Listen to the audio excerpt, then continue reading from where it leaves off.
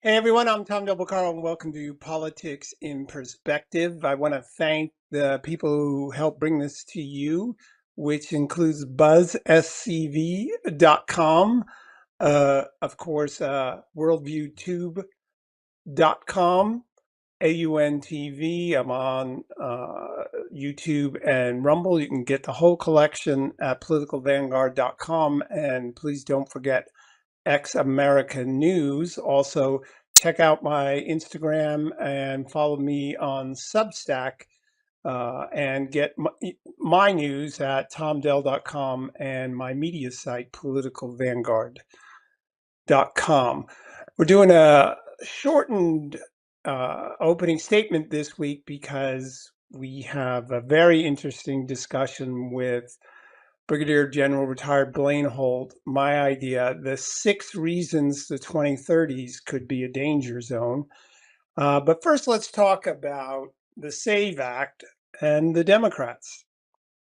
The SAVE Act, of course, is voter ID and no mail-in voting and citizenship requirements. If only it was that. They've also tacked on things related to transgender and others. That, I think, is a mistake. The Republicans should have kept this simple and gone with the winner of citizenship and voter ID. But let's keep this in mind for some perspective. I know you've seen this chart before of the countries worldwide that have voter ID. It includes most of Europe, which the Democrats love, but many countries in Africa, Asia, around the world, Singapore, Argentina, Greece, Italy, Chile, Cyprus, South Korea, Costa Rica, the Netherlands, Germany, Canada, Sweden, New Zealand. What is the deal with voter integrity? What are the Democrats so worried about? Well, we had an interesting little dynamic this past week as the Democrats project their lies. Of course, we know in America this is popular with 85% of Americans. But we also had a little circumstance where Chuck Schumer, who's just a liar these days, that's what Senate Majority Leaders turn into.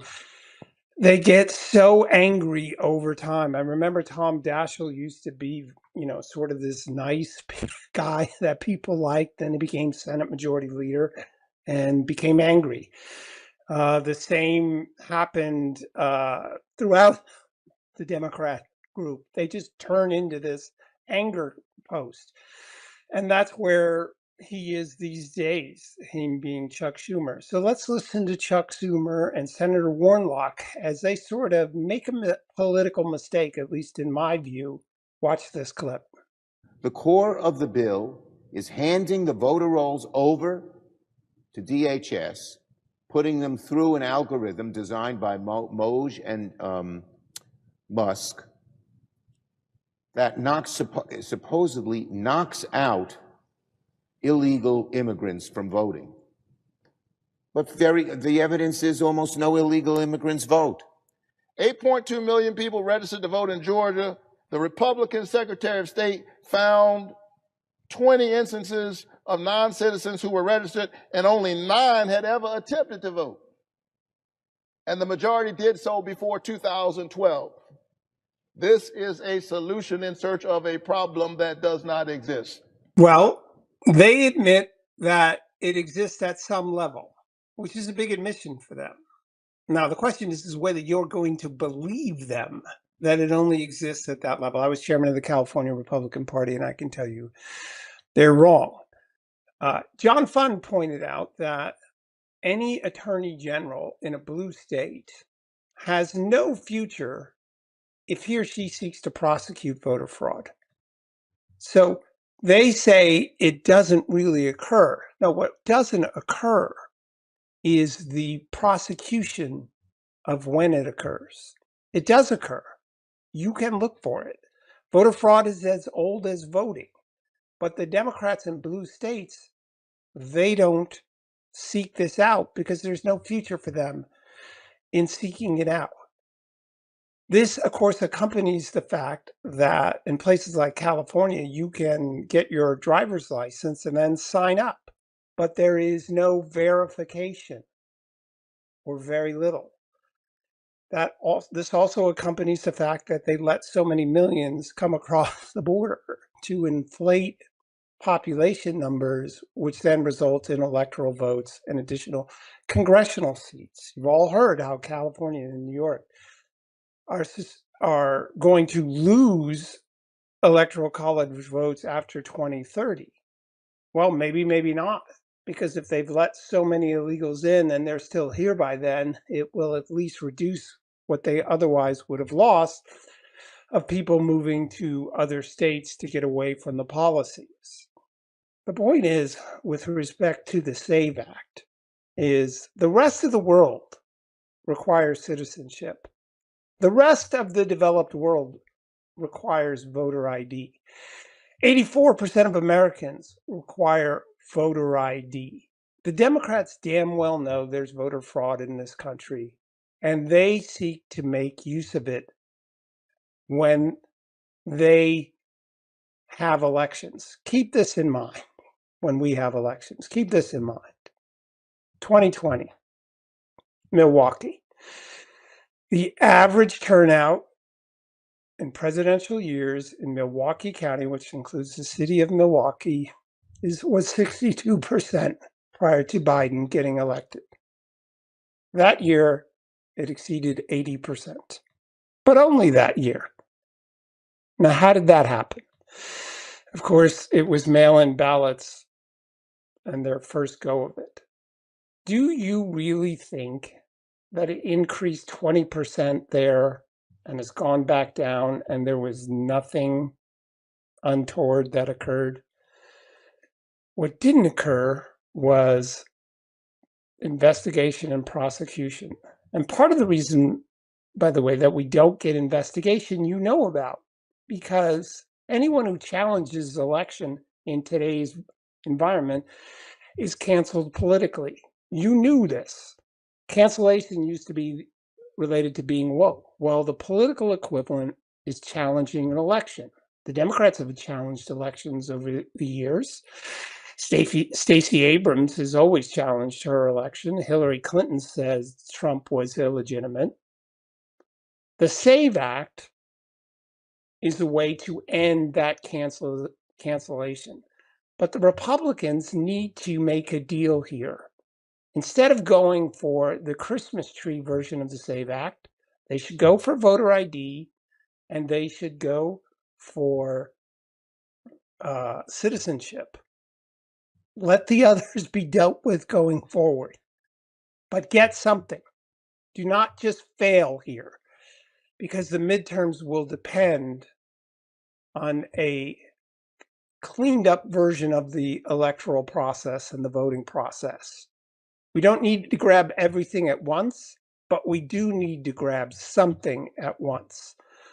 So pass citizenship and voter ID and then progress from there. Well, that's my opening statement. I'm Tom Dobacaro. Thanks for joining in. Again, thanks to our sponsors, but also, and those who bring us to this, but please buy my books, The Divided Era and The Lessons of the American Civilization, which give you sort of a operating manual as to what's going on today in America. I'm Tom Dobacaro. We'll be right back with a very interesting segment on the 6 dangerous things of the 2030s.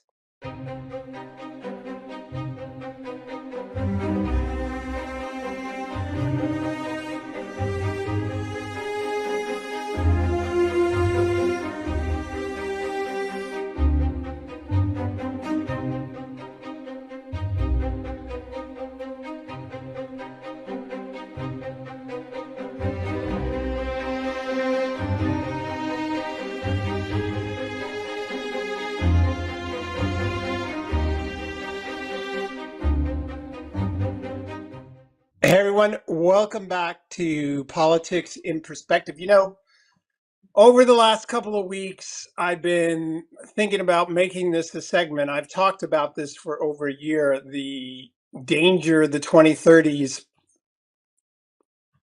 the danger of it, and what we should be doing about it. And not a lot of people want to talk about this subject because people would rather ignore things, but not my buddy, Brigadier General retired Blaine Holt, who's made a living in significant part by thinking ahead and letting people know the risks and advising them how to deal with risks.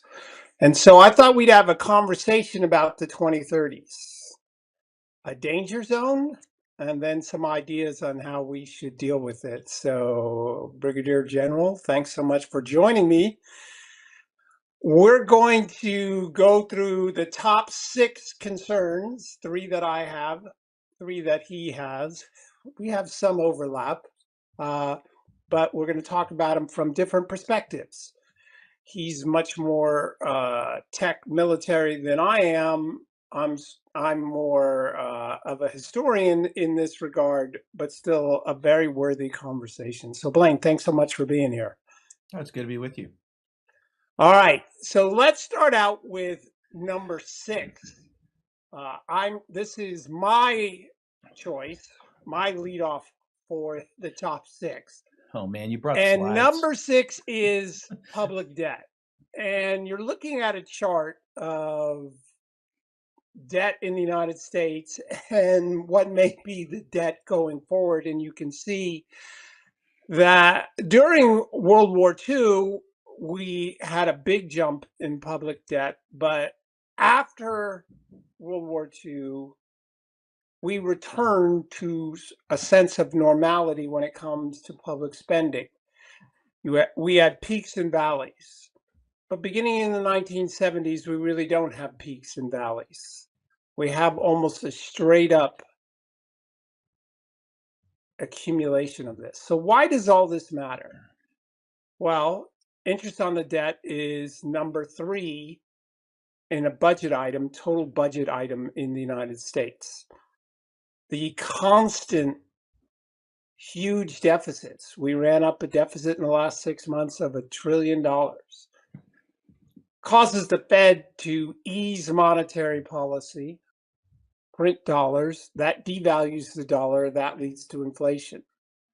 As the national debt grows and interest on the debt becomes a larger portion of the overall budget, it crowds out other necessary things in the budget. Makes it harder to fund defense because the Democrats don't want to fund defense in general, but it also makes it more difficult to fund these other programs. The number 1 and number 2 programs are Medicare and Social Security, and they're already underwater by the 2030s. This is a program on the danger of the 2030s, and both of those programs in 2032 or 33 are scheduled to go quote unquote bankrupt. Really what that means is the amount they're bringing in is way less than they're putting out, and that requires the Democrats will want to raise taxes, but it again reduces other necessary budgetary items. And so I lead off with this because we can't keep going this way, and this is how big governments and big civilizations crumble amidst huge debt and big taxation. Blaine, what's your thought on number 6? Okay, so we're going to see this differently. No surprise there. Can you throw that wonderful, beautiful chart you pulled back up? Okay. Let's go to a very defining moment. It happens just after 1913. 1913 being a pivotal year in this country's economic history. Why? Because after the mess post-Civil War in 1871, when the banksters from the city of London decided they needed to find a way to bring the United States to heel, since they couldn't do it with muskets or cannons in the Revolutionary War or 1812.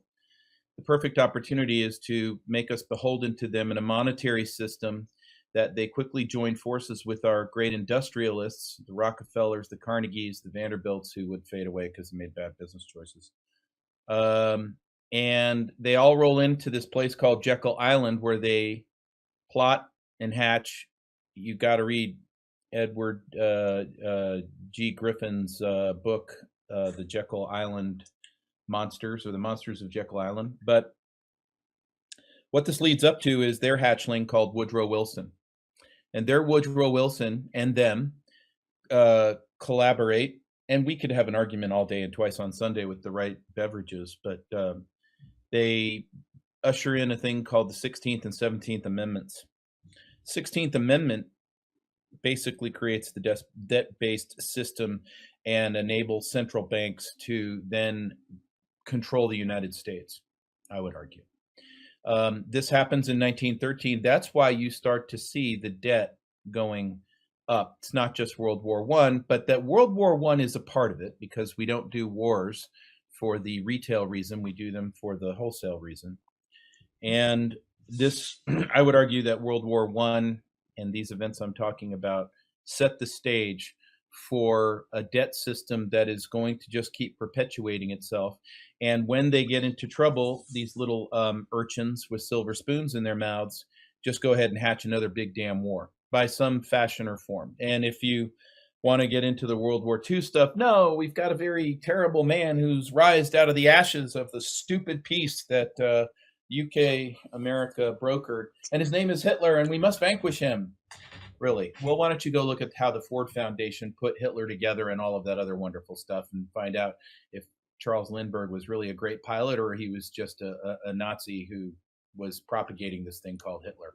And why would we do that if we weren't going to use the debt-based system to create a big damn war, steal a hell of a lot of money, bet on both sides of the damn war, and get us to a place where the theft gets even more? So now you get to 1971, a very key moment, where they convince President Nixon it's time to get off the Gold standard.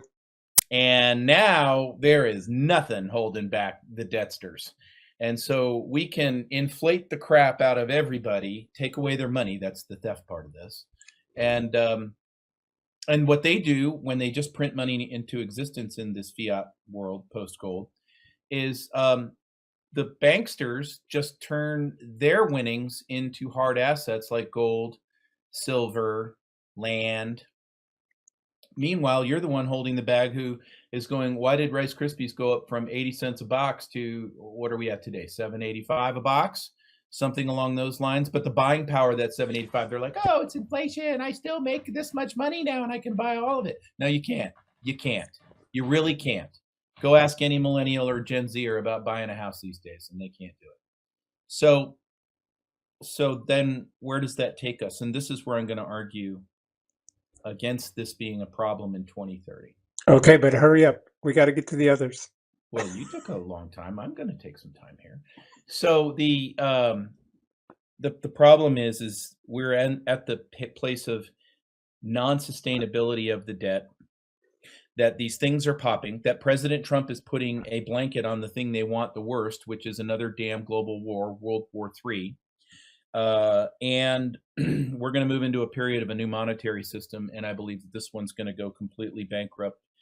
It's going to go pop, and we're going to be converted over to something different. They'll try to keep us out of a big conflagration, maybe a civil war, while we go through this. But I think that red part of the chart, you don't have to worry about that, because pre-2030, I think we're going to go into a period that pulls us into a completely new monetary system. And that's all I'll say about that. All right. Well, we disagree on that. I do think the monetary system is going to have quite a jolt in the 2030s.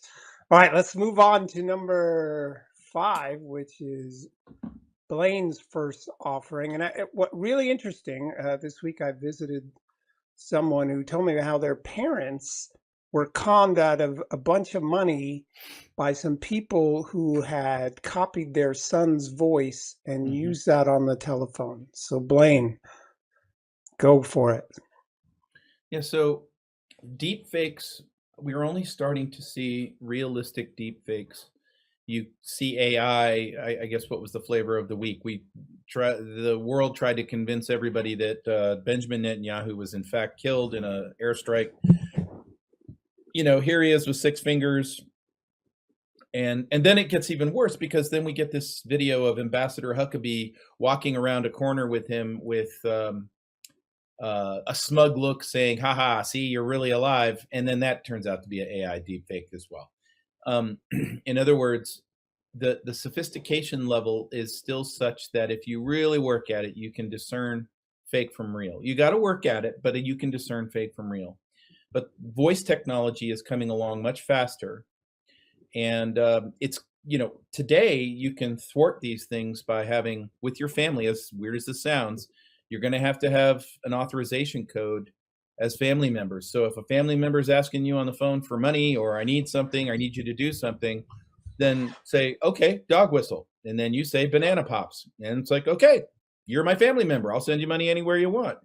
But we're going to have to develop tactics, techniques, and procedures to identify fakes. Understand that you're in a world now where the first report is nearly 100% of the time wrong, and that it probably has a motivation of manipulation around you. Now let's blast forward into the 2030s.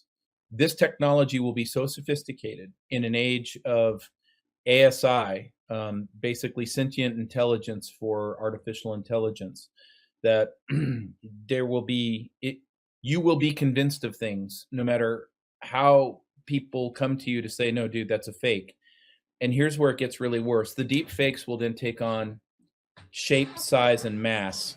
So right now it's cute with little robots like Optimus, or whatever you want to say, or look at Boston Dynamics can make something do a backflip and take away an Amazon guy's jobs. But where the merge is in you seeing a person or a human being looks, acts, and feels exactly like your wife. And now you're off to the races, because you're really on your way to something very dark and bad and sinister. All right, we're going to get to that. Don't race too far ahead. We're going to do I agree with you, and that goes right into my next, which is number 4. If we can put that up, the threat of quantum computing. The capacity of computers is going to accelerate like few people can imagine.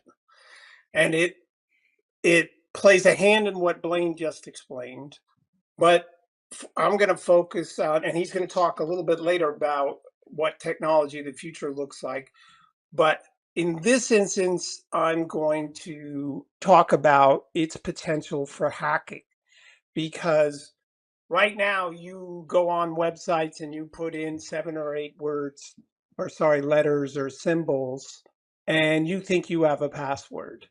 Well, that will be the difference between a rocket ship and your being on a horse as to how fast you can go.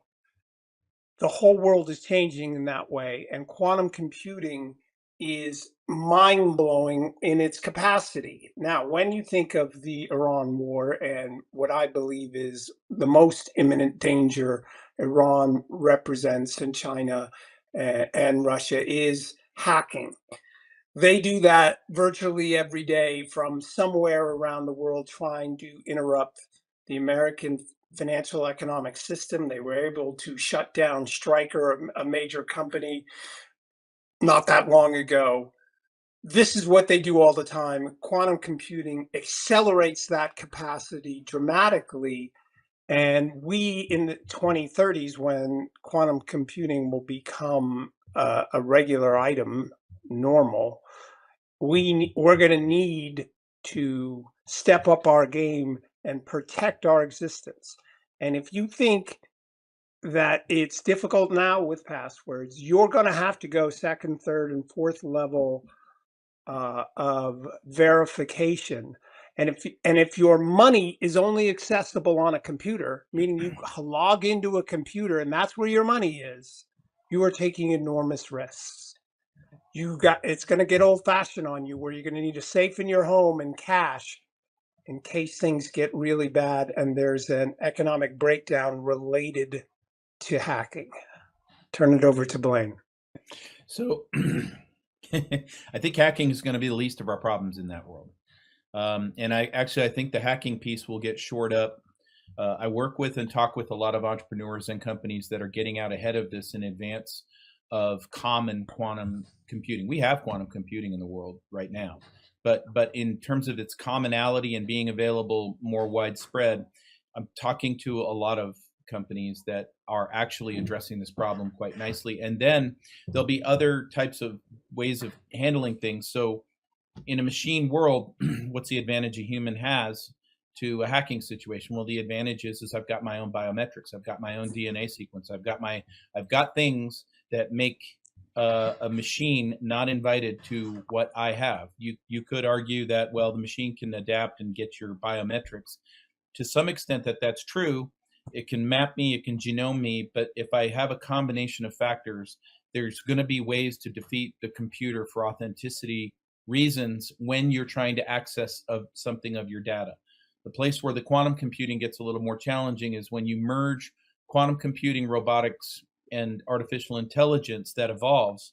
Now, it's not going to be interested in hacking a password as much as it's going to be interested in replacing you altogether. Meaning, what are you talking about? Blaine Holt was just here. We had a big meeting. He signed this. We did this. So it's a much more elegant form of identity appropriation. And that's where I think the science has got to go next to get out ahead of this is it's not quantum computing, it's the merge. And then the other part I would say from a military aspect is what happens when you set quantum computer against quantum computer? What happens when a quantum computer can take jets and redirect them to go after another quantum computer's AI data center? And what happens when they're sentient and they decide, well, we really don't care what the humans want. We're going to do things this way. Because none of the little urchins developing any of this crap right now ever think in terms of military. You watch Sam Altman run across and go, oh, we think it's just neat that our little AI does this now. And it's like, you are a little nerdy creep. You do not understand what you're developing has a very dark side. You get Alex Karp from Palantir. He gets all giddy and stands up on his chair on a panel to say, and we kill people too. And he's excited about it. You know why? Because he doesn't know anything about killing people. So in other words, the purveyors of this are creating Frankensteins and they have no idea what they're creating. People like me sit there and go, you know what this could be used for? And they're not talking. And that's where the problem is right now today to not avoid a world in 2030 with the 2030s that is extremely dangerous. All right. You're up next. What number are we on? Number 4? Yeah, number 4. 3. Number 3. So where I would like to take that first is autonomous robots. It's the autonomous part, and it's the putting sensor packs on these things with all the other technologies we've talked about. That it's not just about can this thing fake you out and make it think that you're its spouse. That is actually probably on the lowest end of the spectrum of threats. The highest end of the spectrum is in reshaping how humanity and what civil society does with each other. So in other words, the first technology is always in a high-tech space. We seem to go to the sewer first. And so what happens? You get pornography leading the way, pervading the internet, because this is where the technology is. And then the other commerce then there follows. You're seeing it in AI right now. Some kid in a high school can go make a porn film on his desktop and go sell that porn film, and he's doing that. So in this inclination for the worst of the worst of us, as robots start to take on very, very advanced tissue packs, sensor packs, skin packs, sensors that attempt to mimic and create a human being that is as realistic as humanly possible, where discernment at first blush becomes damn near impossible. We're talking 2035 to the 2038 timeframe. You are going to have a hard time discerning whether or not you've asked a girl out on a date and finding out whether or not she's real. And then the other part that you're going to have a problem with is, what does it mean and what are the implications for civil society, for a moral society? to make the jump where you have people who say, I don't prefer a human being. I don't prefer a human being at all. In fact, my personality type is such that I want this. There are all kinds of second, third order and cascading effects in that world, which I would say are more dangerous than any of the technologies that we've discussed altogether, because what they do is they reshape culture, they reshape mores and norms. In a world like that, you have traditional Judeo-Christian values at high risk of being co-opted or done away with, and quite by design, because there is an algorithm behind that and a model behind that intends that. And I believe some of these things are being modeled out right now. Right. I don't have a reply right now to that because I'm going to talk a bit about it in the last one, but Blaine's going to go again here with number 5. And number 2, sorry. Number 2, and Blaine, this is Blaine's pictograph. I have warned for as long as I've known of drones that we would have drones in people's homes from people we don't like who put them in our house like this. We won't know it, and they'll be spying on it. But this is a much scarier scenario that Blaine's about to lay out for you. How you term things is extremely important in this type of world. And so we, right now, silo weaponry. We say that's a missile. This is a cyber weapon. That is a tank. This is an EMP machine that destroys grids. I think we've got to reformulate that, and I think the Pentagon should do it right away. You have to regroup these weapon sets by what they achieve. So when I call this an unattributable weapon suite, it could be what you're seeing right now, a little micro mosquito who can lay a toxin on you and make you go away, and nobody knows anything except for the fact that some bug bit you and you don't exist anymore.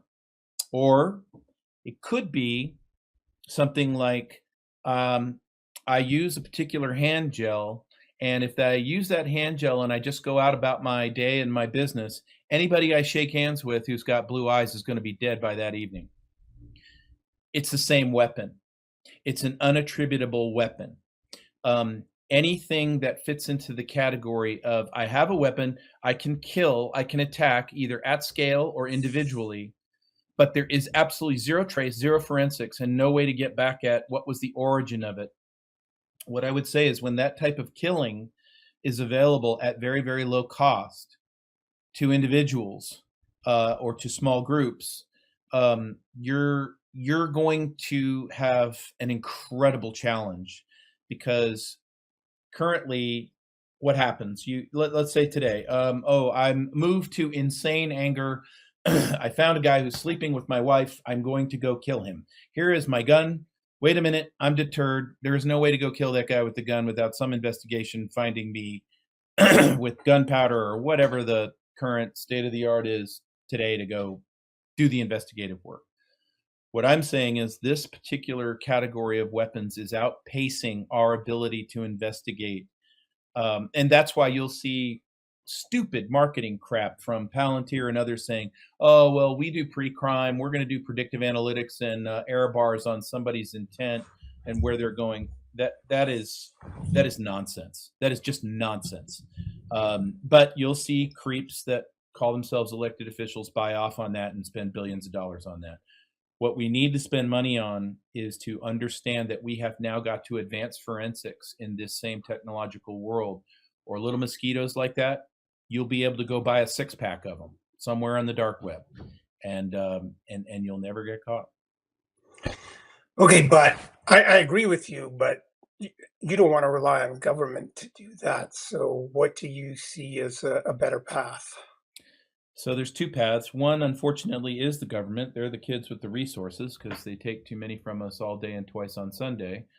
The other part is, and this is where I'm really hopeful and optimistic, is there are so many people that are waking up and starting to understand and digest what this world looks like. They don't quite have it.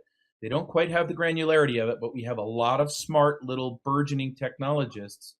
All you have to do is give them the cue. So to the extent where we can keep identifying these problems, you have young ones who, within the sound of my voice, will be inspired by that and going, that's where I'm going to make my money. That's what I could do. I'm the guy who's going to counter those damn mosquitoes. I'm the guy who's going to counter the chemtrails that are coming out and nullifying them or inerting them or whatever it's going to be. But that's where the greatest promise is it's just that the bad guys and the bad weapons thinkers are way out ahead of us right now. We got to get caught up.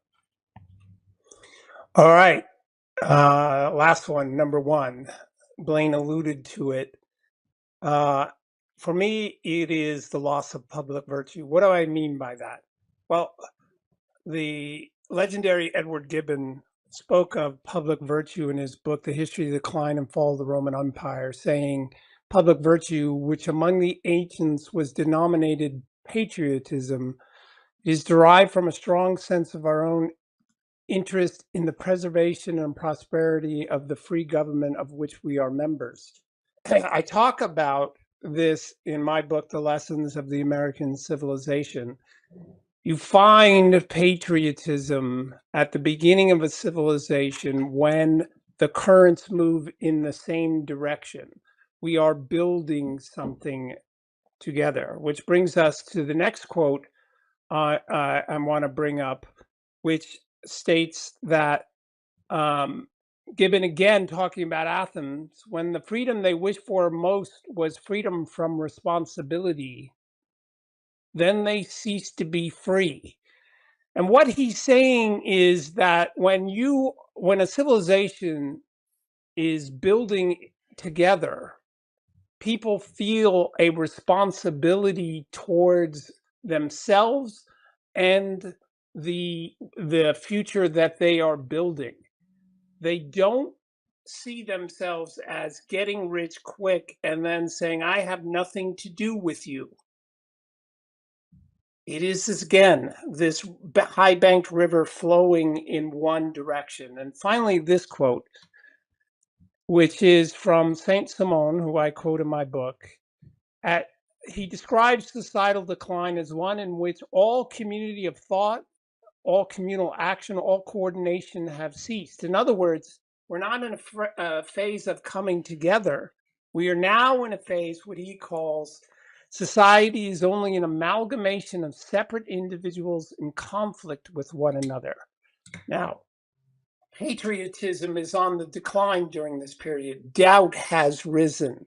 Purpose for the civilization has ceased or reduced to a major extent. And you have now individuals in conflict with one another. And Blaine just referred to some of that. We have individuals out there seeking their own fortune and not seeing a bigger holistic picture for the country. So Gibbon, going back to public virtue, said that Rome declined in significant part because people lost that public virtue. They didn't come to government to serve. They came to government to see what they could get out of it. They didn't pursue, in this, fast forward to today, they're not pursuing these things such as AI with America's future in mind as much as their own greed and pursuits. And if we don't return to the values that built this country, then facing these challenges that Blaine and I have described become very dicey, because you need good people to look at these things instead of what they can get, people who think what they can get out of it for their own and also the risks that creates. That's mine, Blaine. Go ahead. You can add on to that, hopefully, because you've alluded to it a couple of times so far. So the good news is there are millions of good people in this nation, millions of them. The problem is they're powerless and penniless. And I mean that of very wealthy people. You could be worth $10 million today and you're penniless. Against the enemy that President Trump has pitched his battle on, which I think is very noble and right and just, the British Empire, what its current incarnation of it, what we call the City of London, must be defeated. These are the globalists. These are your post-World War II Bretton Woods banksters. These are the people who not only do they not have an altruistic bone in their body, they think there's 7.5 billion too many of you. And they've convinced themselves in this little cult that through robotics, AI, and quantum computing, they really don't need you. And how lovely of them to think that. But what President Trump has done is pitch this battle to get in their way, to actually end the American Revolution on our 250th birthday. And you're seeing it wage itself through lawfare, through regional wars around the world, that President Trump and his team, as flawed as it is, I am not here to give them an A+, but they are putting tourniquets and fire blankets every place that these folks are operating, whether it's the private equity firms trying to scarf up all your land and take you out of your home, whether it's the destruction of your wealth through hyperinflation, whether it's just warfare directly on both sides, as we see happening in the Middle East, and then invoking a potential famine, which we could talk about another time. President Trump is going after it. And if he's not successful, then we're going to lose the midterms. That's one. He's going to be impeached. That's two. And his vice president will be around for a couple of years. It won't matter because there really is no aisle in DC. And you're going to see the technological oligarchs rise and a whole lot of rules for us that have zero to do with our Constitution and what I believe is an eventual balkanization of the United States. Because when empires fall, not only do they fall, they come right back down to the city-state, the nation-state goes to city-state, and you get down to medieval, well, who's in my neighborhood, who's in my tribe type world. If you add EMP and some of these advanced technologies we're talking about, it's really who do you trust in your little neighborhood and how will that all work out?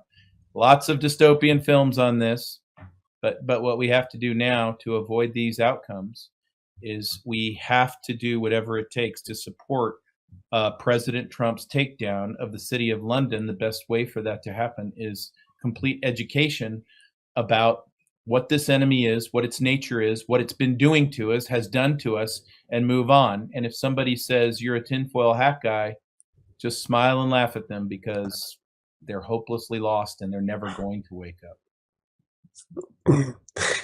Indeed, those that are at the center of what you're describing do not do this for the ideal of a free people. Right. We have lost that tradition in the United States, that value, that George Washington public virtue, in favor of these globalists who are masterminds for their own benefit and not ours at all. And it's going to take great leaders in the future to combat this. It's a never-ending fight, and all of us need to join this fight and understand truly what's going on. We don't mean to scare you by this episode. Boo. If you have information and you understand things better, you can make better choices in the future. And that is the purpose of me bringing this to you and Blaine. We may not be 100% right, but we certainly are on track as to the risks going forward in the 2030s, if not already. Blaine, Brigadier General, thanks so much for joining us, and we'll be right back in Politics in Perspective.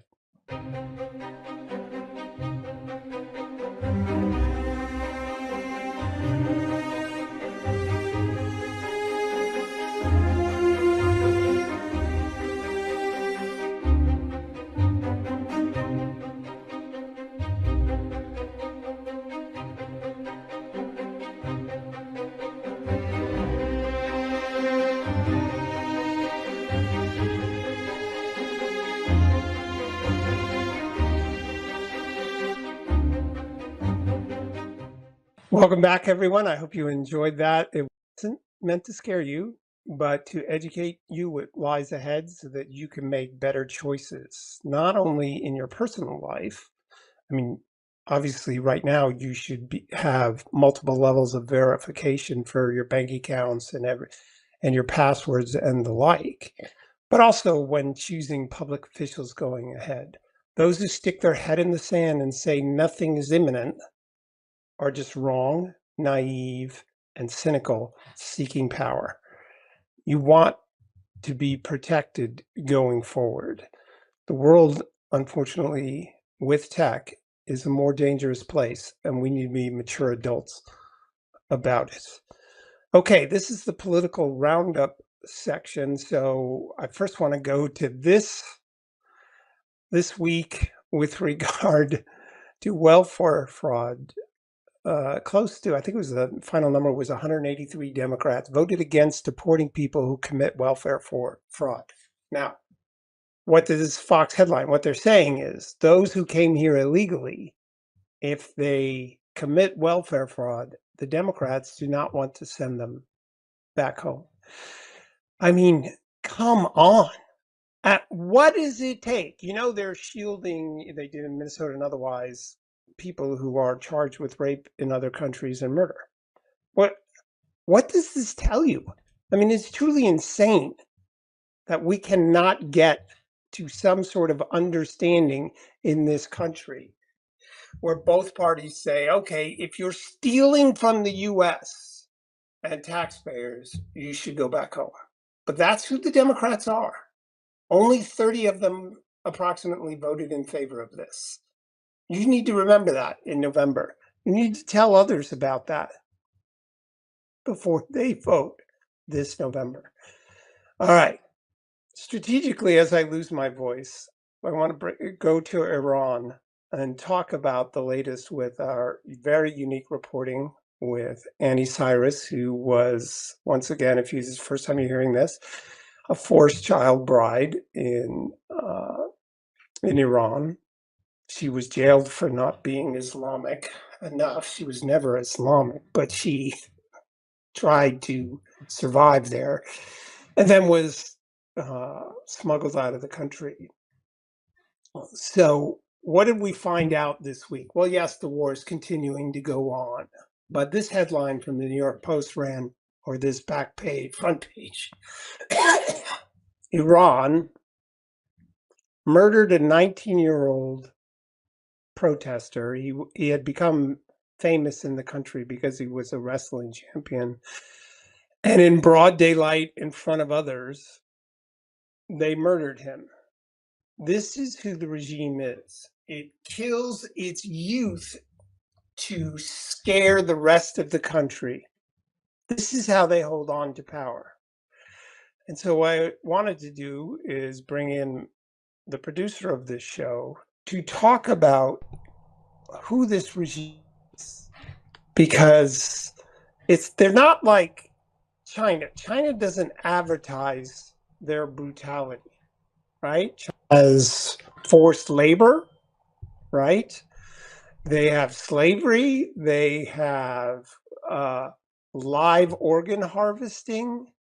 They do horrific things, but they don't do it in front of the world's cameras when the whole world's focused on them.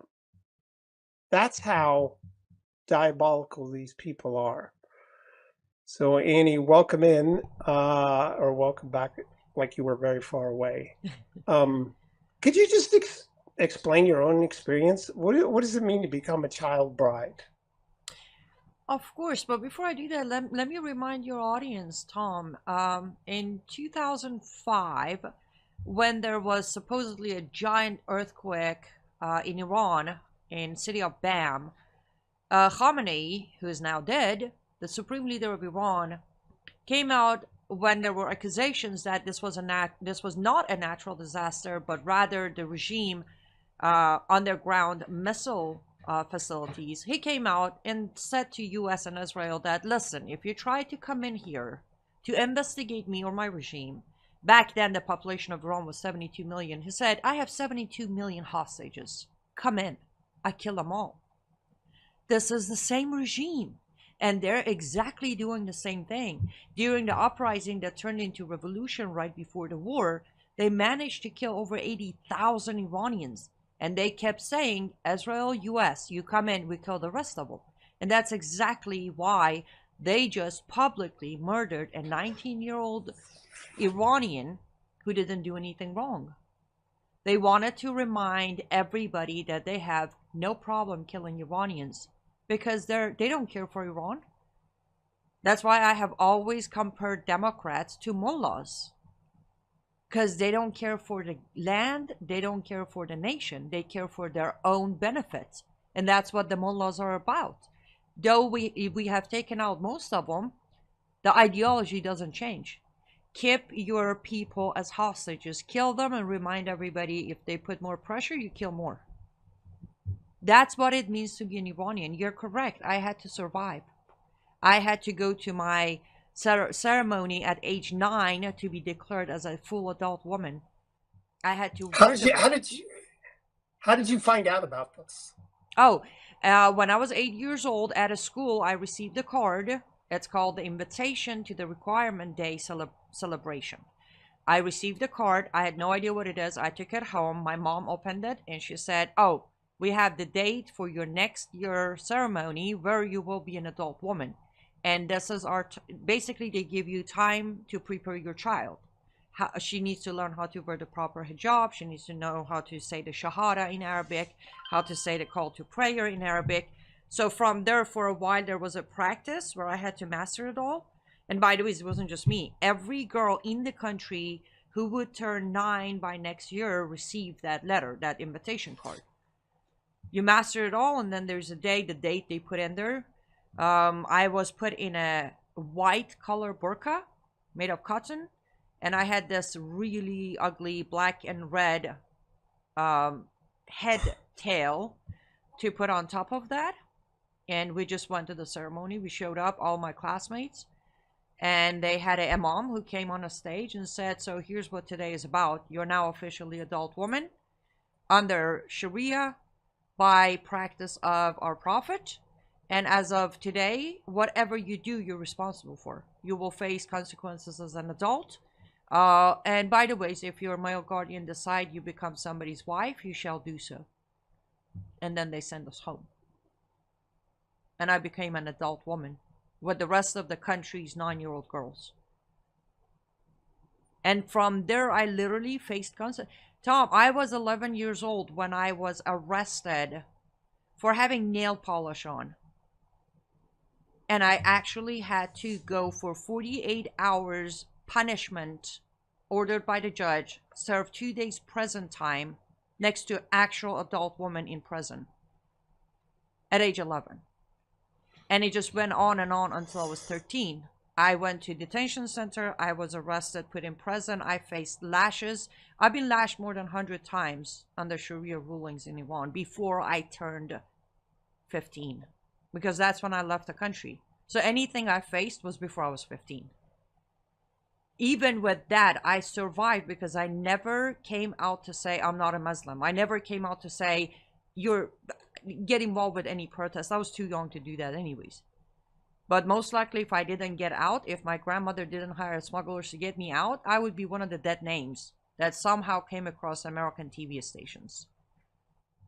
And how did you get smuggled out? She hired a smuggler team who genuinely, literally, to make the story sell better, snatched me from her home in the middle of the night, drove me through from my town, which is outside of Tehran, to Tabriz. From there, they smuggled me through the border into Turkey, which took 3 days and 4 nights for me to get to Turkey, or to UN in Turkey border, to seek asylum. And did you understand you were going through that at the time? That was the purpose? Yes, but I didn't have a heads up. At the night of the plan, I was at my grandma. She woke me up literally in the middle of the night, gave me a backpack, and she told me I'm leaving. And she said, no matter what, you won't forget where you come from, but you won't come back. If you stay, you're dead. If you leave, there's a 50% chance you survive. So you take that 50% chance, you swallow your emotions, and you keep going. And I did. Okay, we're out of time, folks, for this week's show. Please keep that in mind when you view Donald Trump's actions vis-a-vis Iran and Israel's. This has been Politics in Perspective. We'll see you next week.